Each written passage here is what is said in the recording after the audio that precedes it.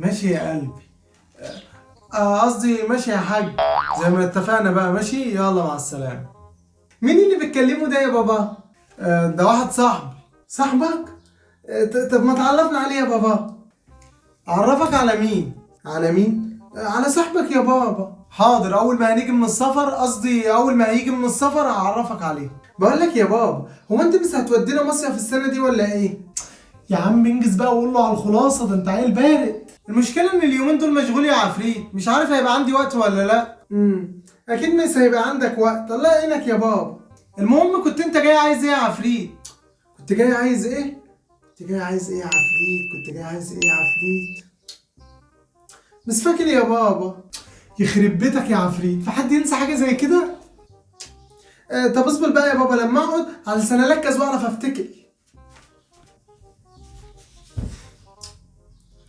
بس افتكرت، كنت عايز منك 50 جنيه يا بابا. 50 جنيه يا زفت، انا كنت عامل حساب ان انت هتقول كده. اسمع بقى يا بابا. ايوه يا قلبي، زي ما بقول لك كده، هنطلع لنا مصيف نقعد لنا يومين. ايه رايك بقى يا بابا لما اسمع الكلام ده لماما؟ ده انت طلعت عفريت.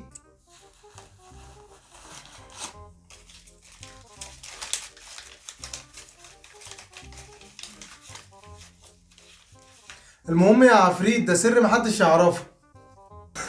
سر؟ طب ماشي يا بابا. ما تخافش يا بابا، ده انت حبيبي.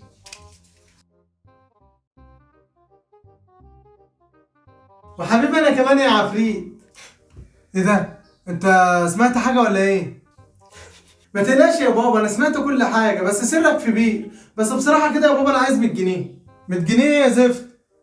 يبقى اديلهم الفلوس اللي معاك يا عفريت. لا. محدش هياخد حاجة من 50 جنيه دي. خلاص يا بابا، مش عايز حاجة. انا بقى هروح اقول لماما، يمكن تقدرني وتديني ال 100 جنيه.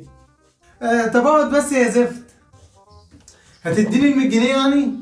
هديها لك يا زفت، يلا اقعد بقى. ماشي يا بابا.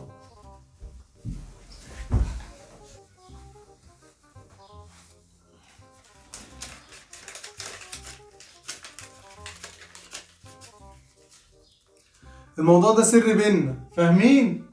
امسك. ايه ده؟ هما متجمعين كده ليه؟ شكل العيال عاملين مشكلة ومخبيين عليا. ما تقلقش يا بابا، طول ما انت مروق عليا مش هقول لماما.